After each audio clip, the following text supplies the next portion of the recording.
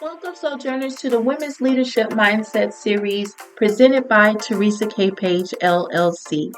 My name is Teresa Page. I am your host and looking forward to spending these next few moments with all of you. We have a lot of work to get done on today, but first, allow me to invite you to connect with me by subscribing to my website and YouTube channel. Connect and follow me on LinkedIn, and always feel free to contact me directly via email at teresakpagellc@outlook.com. So what is our goal? Well, as an author, speaker, coach, and mentor, my mission is to help professional women renew their leadership mindset with fresh fire and purpose through the mediums of leadership development and coaching services. However, the Women's Leadership Mindset series is a new initiative intended to spotlight powerful women leaders and how they serve the world through their professions and purpose. So with the goal to help women realize their unfulfilled dreams and re-energize the leaders they always were. This platform is designed to enhance, empower, educate, equalize, and even emancipate, as our special guests share their entrepreneurial stories, provide valuable resources, and guidance in a caring, professional, and impactful manner. So, let's get down to business.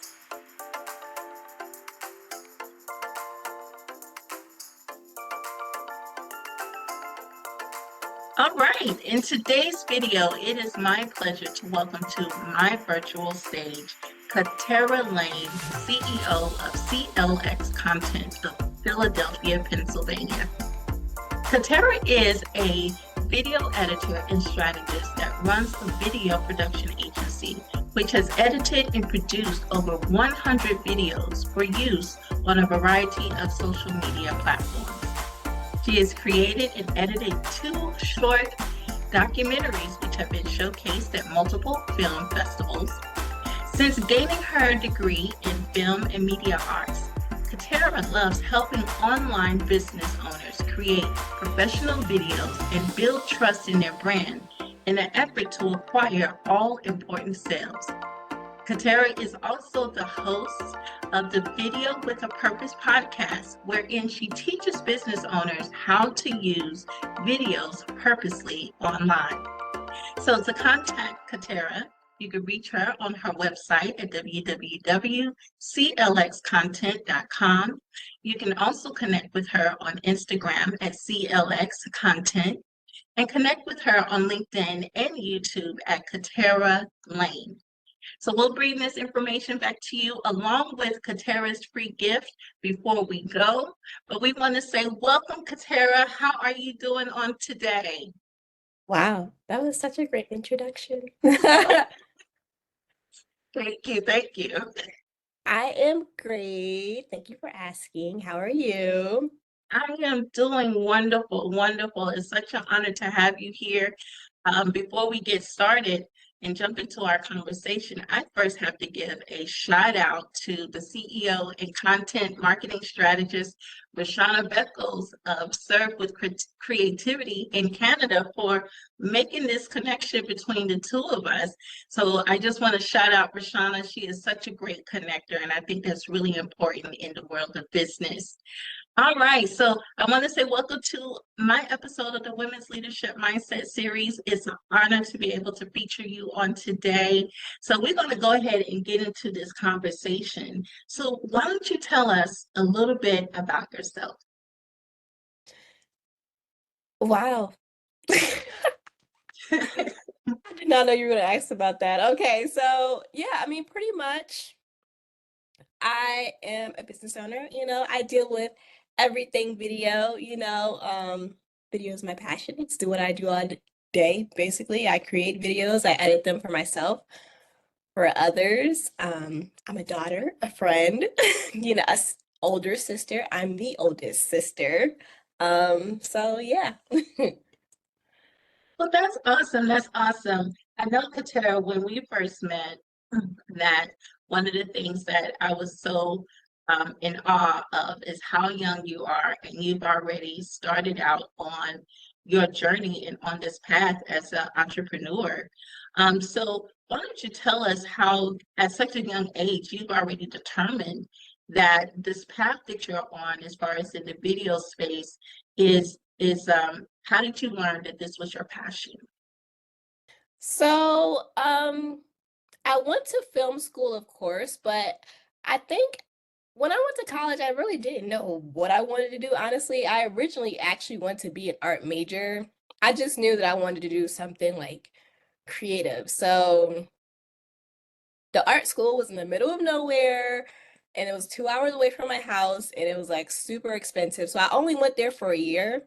And then my mom's like, okay, so are we staying here? Are we leaving? I'm like, I want to come back home. So I came back home and then I went to Temple and I couldn't get the art program, but they still accepted me into the school. So I was like, all right, whatever, I'll just do film. So, I did the film program, and while I was in school, I would work with small businesses, nonprofits around the city, freelancing while also working at my job. And then I think it just turned into like a love of storytelling because that's when I was doing the documentaries and such. And I'm like, wow, I love telling these people's stories. And, because I lived with my grandma at the time and she was always watching the news. I'm like, this stuff is so negative. So being able to help people tell their story on social media and help them like make more sales in their business, that's what I lean more towards. And then when it was time for me to graduate, I was like, yeah, I think I'm just gonna figure out how to do this and been doing it ever since. Well, I absolutely love that. Love the course of your story and on your path that has led you to where you are right now. Now, you mentioned about, and I also talked about in in your bio that you have created two documentaries. So, why don't you tell us a little bit? Give us a little bit about what were those contents about? What was that experience like in creating documentaries? And also tell us how you were able to get them to be featured at film festivals. Yeah, so the first documentary was when I was a Scrabble coach at a elementary school. That's when I was still in school, and basically I was taking the kids when I wasn't in school around the city to play Scrabble, and they had this whole big Scrabble competition. I would take them like every week, so I didn't have time to do homework. So I'm like, I'll just do my homework on what I'm doing. So, and I was in a documentary class. So that was the first documentary. And then it got into Diamond Film Festival, I think. It was online, because that was during COVID. So they moved the film festival to online. So I was sad about that, but it was still fun because I worked with a nonprofit and then the documentary is on a nonprofit. So I actually got one of my first clients from that documentary because, after they saw what I did for a nonprofit in the summertime, they reached back out to me and were like, hey, can you create these YouTube videos for us? So that was like my first big client. And then the second documentary, it was just of this local makeup artist in my city, and she's she's she had a story to tell basically. She kept getting banned on Instagram. She was very heavy set at the time, very heavy set at the time, and but she was very comfortable in her skin, and just Instagram just would not let her live and kept on banning her. They probably still are, honestly, but she was very comfortable in her skin, so we called it uncomfortable. And we talked about her struggles being someone like that was bigger in size and also on social media, and also while being a full-time entrepreneur and a makeup artist, and her story and how she was impacting others. And after that, I actually got denied by like 6, 7 film festivals. We had our own screening, which we charged tickets for to go see her. I think it sold out like twice, but 6 film festivals, 7 film festivals actually denied us. And then that eighth one was the one that accepted us. And I was just super excited to like, get her story out there even more than it already was. Well, that's pretty awesome. I like what you just said there just a moment ago, when you were mentioning about that you all were denied by several film festivals. You were accepted by the eighth, which is awesome. But you said something that was really important, that you did your own screening. So why don't you talk to that for just a second about the importance of, and while it is, I would say, a hope for entrepreneurs to be able to get on the big stages, wherever that stage is. According to the industries that we're in, there's always a big stage that we all aspire to. But what I like, what I liked about what you said was creating your own path, creating your own screening, which sold out twice. Can you talk to that, the importance of entrepreneurs creating their own spaces, even en route to those bigger platforms? Yeah, so I think it's actually really important to like sort of like carve your own path and sort of like do your own thing. Even like when you're first starting entrepreneurship and starting your own business, like I know a lot of people they might tell you to work for free. But I know for a lot of us, we really kind of don't have that. Like we can't work for free. We just literally can't afford it. Like we already have so many things working against us. So working for free is like okay. And of course, do what you need to do. But I think sometimes working on your own projects and figuring out how to market your own projects, that can be a great like leeway into like getting more opportunities because they see what you're doing, and then that sort of attracts people that are like-minded and who want to work with you to you by you just creating your own stuff and just, being yourself. So yeah, it's always fun to do that. I think so too. I totally agree. I totally agree. So thank you for sharing that with us. Now, we know that you do work with business owners. You do provide, based on what we've already heard, that you do a lot of video editing as well as documentaries. Maybe give us a little detail of all of the goods and services that you provide for your clients. Yeah, so I mainly work, I want to say in these three or four categories. So it's a video editing, so editing Instagram Reels, YouTube videos, webinars, live streams, I don't know, name it, I've probably touched it. Filming the video, so locally I drive probably like 2 to 3 hours just honestly to get out the house because being an editor is like in the house all day. So going out filming these projects, and then sometimes I might edit those as well. And then I also do live streaming, and I also do YouTube strategy, so video strategy, so actually planning out the content and putting it on the platforms and analyzing them to see how they're doing. Awesome, awesome. So I know that you work with business owners. What is your niche? What does your niche demographic look like as far as the type of business owners that you normally work with or prefer to work with, or that are normally attracted to you and the services that you offer? I want to say with me, it's like not really like a specific niche. And I know this is like so bad, but I don't know. It's like I usually work with business owners, service providers, coaches, and course creators. But as far as the type of people that's attracted to me, I noticed that honestly, they're all the same type of people. It's like they're usually like super ambitious women. I mean, honestly, I'm starting to get like some men as well, super ambitious men, and they usually have like, really big dreams, big goals, and they just know that they need to tell their story. So, very passionate about what they do as well. Those are the people that usually are attracted to me. Awesome, awesome. Now, Katara, I'm sure down south here in Atlanta, it's always been a mantra that people really love to work with those that they know, that they like, and that they also trust. So, with those business owners that are so passionate and all of that, how do you establish trust with your clients? Establishing trust. So, honestly, usually they find me online or either they find me through someone else, so like word of mouth or referrals. So the way I do that online is basically posting video content about topics that they usually have questions about on YouTube. Instagram, showing them the behind the scenes of what I do. So showing that I'm actually, actually doing what I'm saying that I do. And then also showing them that I practice what I preach and showing them the results that I'm getting from my video marketing and being like, hey, you can do this too, sort of thing. Also, personal branding isn't just about being online and sharing these things, but it's also about what you do like in person and like real life and having integrity. So being who you are in person as well as like online. So I have a very strong brand offline as well in my city as just being the go-to person for like video, and that translates online too.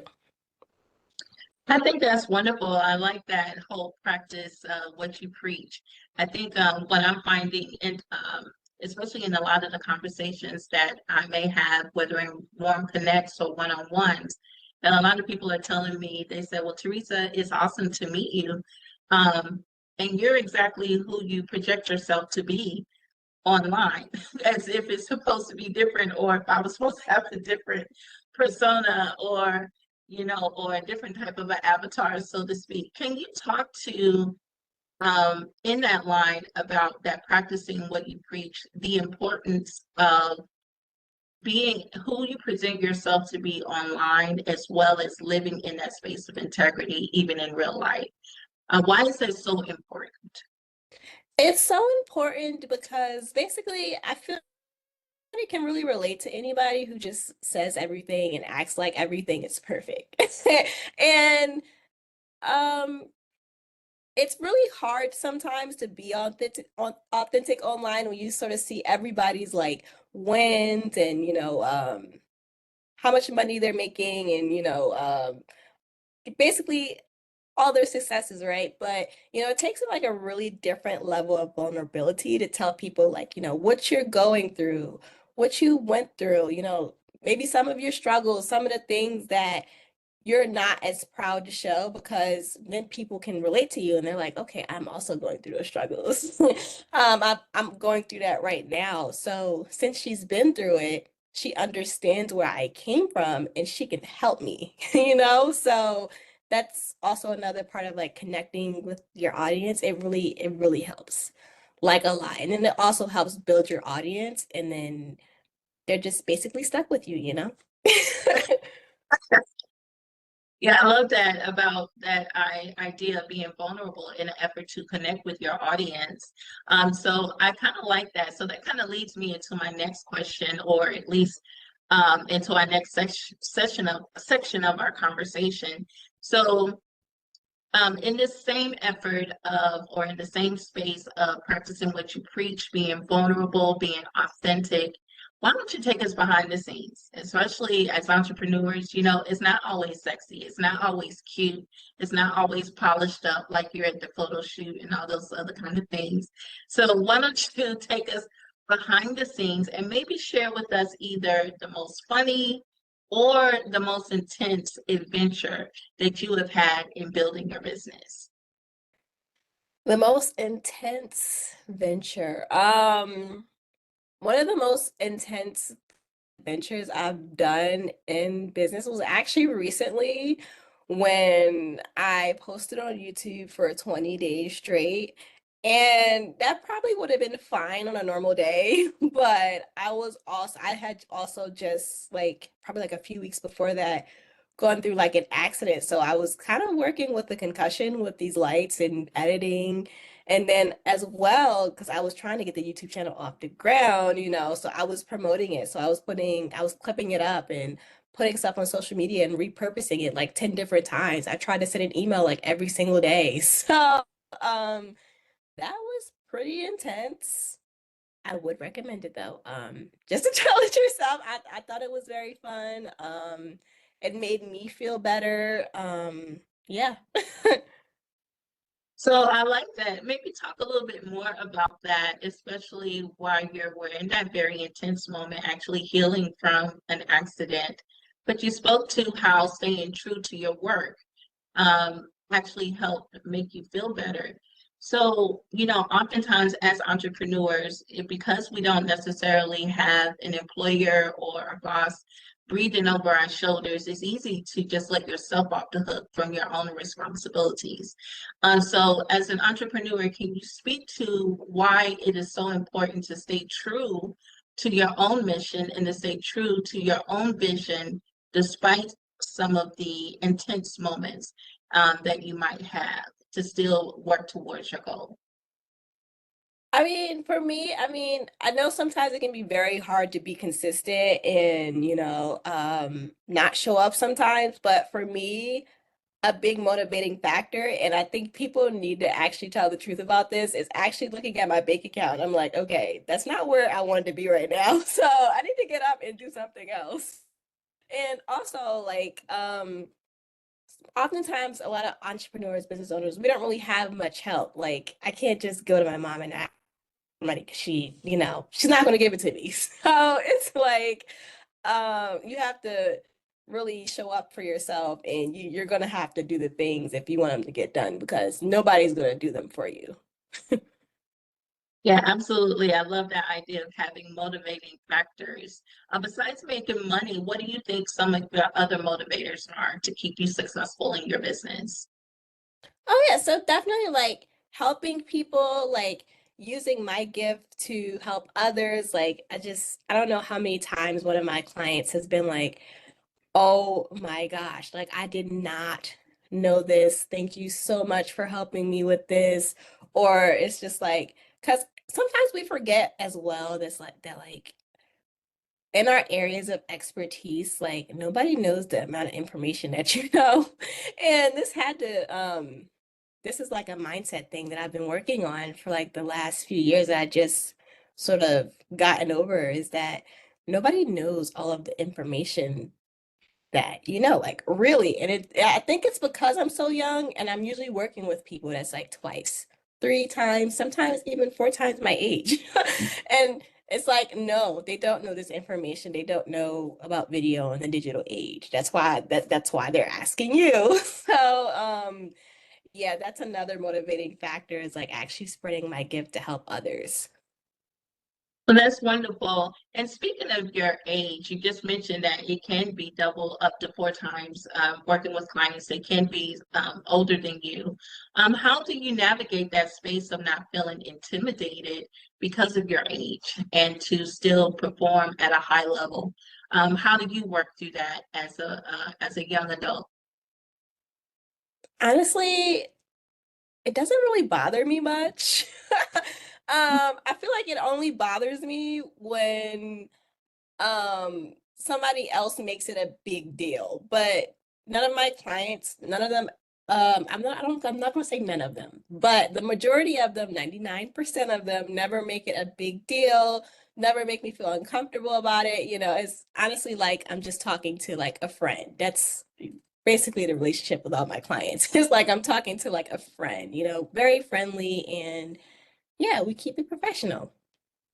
Absolutely, absolutely. I'll just have to say, just in our one-on-one, just believe on last week, you've taught me a great deal of information that I didn't even know, even just with my YouTube page. And, what I can at least attest to, and I know that we're just getting to know one another, but just in that small amount of time that we had to speak with, you presented yourself as an educator in your level of expertise.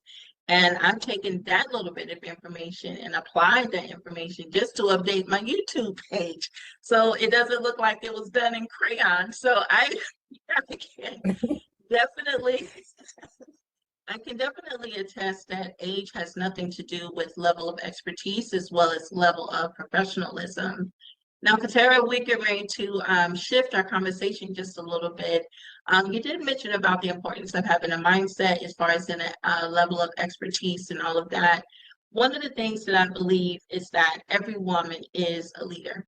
I believe that every woman has a controlling influence, whether it's over a particular domain, whether it's over a particular cause, a people, a territory, a region, or industry.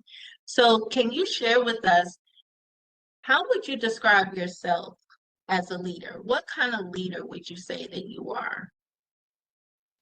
I would say that I'm very passionate. And I think I remember my friend, she also owns a business. She's like, you always get the most passionate clients. Passionate, she called them emotional as well. She's like passionate Emotional. emotional clients.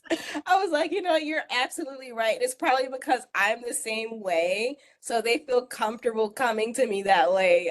So very passionate, very soft and friendly, but also I show my clients like a lot of tough love. So it's like I'm very friendly, soft spoken in that sense, but like also they know that like I'm not gonna lie to them. Like they're gonna get the truth from me if they ask. So yeah, that's the best way I can describe that. Awesome, awesome. So, what tools or methods do you utilize or are available to you to help you to either maintain or either enhance upon your extrovert nonsense, but you're still approachable, soft, cuddly, all of that? What tools and methods do you utilize to help you to maintain that type of leadership um, style or method? Um, I don't really think there's like any tools that I use. I know that like setting boundaries is a good one. So, usually by my content and putting content out there, it'll repel a lot of the people that's not supposed to work with you away, and it'll bring in the people that are meant to work with you away. So I will say in my content like what I do and what I don't do, and usually by the time they come to me, they know how serious I am about what I do. So yeah, I don't have to set boundaries like often, but when I do, it happens. That's awesome. That's awesome. Now, Katara, I know that you are still young in age, but looking towards the future, how would you like, and this is one of my favorite questions to ask, because how will future generations benefit from the work that you are doing today? How would you like the work that you're doing today to inspire generations in the future? That is a great question. So, I actually used to work with kids at my other job, and just basically one thing that I love doing with them is just being like a role model and being an example, even as like a creative business owner, that definitely put yourself out there and just start whatever you're thinking of doing, just start it, just whatever you need to do, just do it, like literally. So I think that's something that I would want future generations to take away from me, is whatever you're trying to do, just start it and figure it out from there. That's wonderful. That's wonderful. Now, Katara, just a little bit about me. You know that love is a big deal for me as far as love and business. And so, my mission is to be able to employ love as the ultimate success factor to help professional women to renew their leadership mindset with fresh fire and purpose. So, a lot of times people don't believe that love has a place in the workplace or has a place in entrepreneurship, but I absolutely believe that love is a game changer. And when I speak of love, I'm thinking more so as a skill set, more so as a competency. So, and I also believe that it is a game changer, that it can be a game changer in our business models. How do you think, and even if you haven't thought about it that way, how do you implement or practically implement the functionality of love into your business model, whether it's in your core values, in your culture, the way that you develop others, or the way that you serve others? In what way do you think that you practically implement the functionality of love in your business model? Yeah, so I think the way, and I already know the answer to this, and this is basically that I care. Like, a lot of people, or sometimes a lot of freelancers or consultants or other business owners, you work with them, and you just don't get the sense that they care. Like, they're just there to just grab your money, or you're just another client to them. But for me, every one of my relationships with my clients is very personalized. I'll ask them how they're doing. They're honest, like I said, it's the conversation just like we're friends or something. Even just this week, earlier this week, or was it yesterday, I called somebody in my membership program because they bought the program and I haven't seen them since. I'm like, okay, are you okay? She was so excited to hear from me. She was like, thank you so much for checking up on me. And a lot of Wow. clients will say that. They'd be like, thank you for checking up on me. Like I could have been dead over here. I'm like, yeah, I know, right? Like, thank you for answering. So yeah, it's just basically that I care. And caring about stuff can really go a long way. Seriously. Absolutely. I love that. Just that personal added touch, because people are going through it right now. So maybe that phone call from you may have shifted their day somehow, or even changed some negative activities possibly. So thank you for doing that. Thank you for caring. We're preparing to wind down in our conversation, Katara, and it's been such a joy to have you with us on today. And you've given us a lot to think on. But what would you say, what tip, what encouragement, or what resource would you give to someone that they're considering in stepping out into their dream career, or their dream business, or starting that dream business, but they're still kind of teeter-tottering a little bit, they're kind of still sitting on the fence? What would you say to them? What tip, what encouragement, or what resource would you direct them to help them to make that final decision, to help them jump into that dream job or that dream business? Yeah, so if you're thinking about it, it's usually because you're really good at it. So even the people that's in my membership right now, so think about 3 to 5 things that you're really good at. And if people are asking you questions about these things, like they're asking you for help with it, and every time you help them, they're like, wow, never knew this information. Thank you for helping me with this information. That would be a great sign that you have a great business idea. And also, if you were to go forward with that idea, I think that the best thing to do or to start doing is literally documenting the journey. So filming yourself trying these new things and taking the people that's already following you along for the journey, whether that be on Facebook, Instagram, YouTube. That's going to be like a very important in your journey, is to just literally document where you are and just start recording. Even if it's not edited, just document the journey. Awesome, awesome. I love that. Now, what about for those who are already living the dream? They're already in the middle of the dream. They've already taken that leap. They've already experiencing the journey, but they may have reached a place where they're feeling a little bit frustrated, they're feeling a little bit stuck. What tip or encouragement or resource would you direct to those who might be living the dream already, but they might be having a sticky time right now? Ask for help. I don't care if it's Google. I think we used to estimate what other people have been through. Whatever you're going through right now, somebody else is going through it or has gone through it already. So whenever I feel stuck, literally, I'll look up a podcast about it. I'll look up on Google, and this is literally about everything in my life. Whenever I feel stuck in anything, in any topic in life, I search up a podcast about it, Google, and if you need to, pay for help. Like, I know sometimes we don't want to, but um, paying for help at times can save you a lot of headache. And it can save you a lot of time wasted, and it's usually worth the investment. So yeah, you might have to pay for it. I love that. To ask as well as be willing to pay for help. I love that. Love that. Love that. So, Katara, you have a free gift for our audience today. Tell us a little bit about that. I believe that you're offering a one-on-one consultation. So tell us a little bit about your free gift that you're offering the audience. Yeah, so it's just a one-on-one consultation. I think it's about 30 minutes calls, whatever questions you have about video marketing, telling your story, video editing, YouTube, we can talk about it. So just use the link to book a call. And if you have any questions, yeah, I'd be happy to talk to you.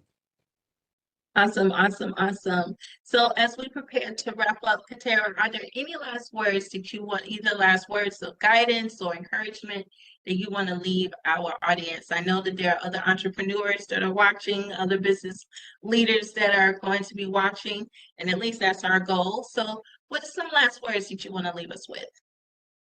Last words is, if you're not on video yet, you definitely need to be doing so.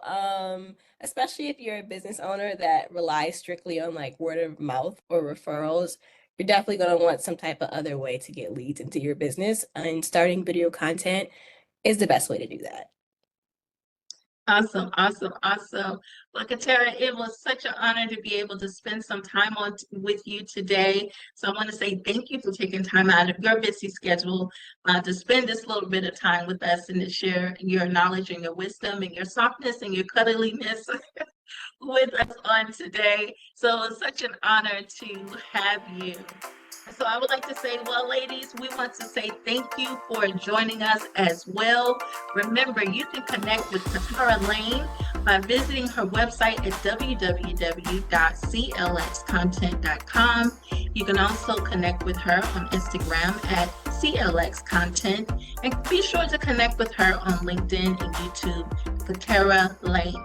And we're also going to put in the bio more information about her free gift, which is a one-on-one consultation. You can learn more about that at clxcontent.com/discovery call. Now, this is also my opportunity to invite any of you that if you have an important story to tell that would inspire others to step out into their dream career or into their dream business, please check the bio for more information on how to become one of my special guests. So we thank you all for joining in for another episode of the Women's Leadership Mindset. Remember to like, share, and subscribe. And as always, here's to the journey, and let's move forward.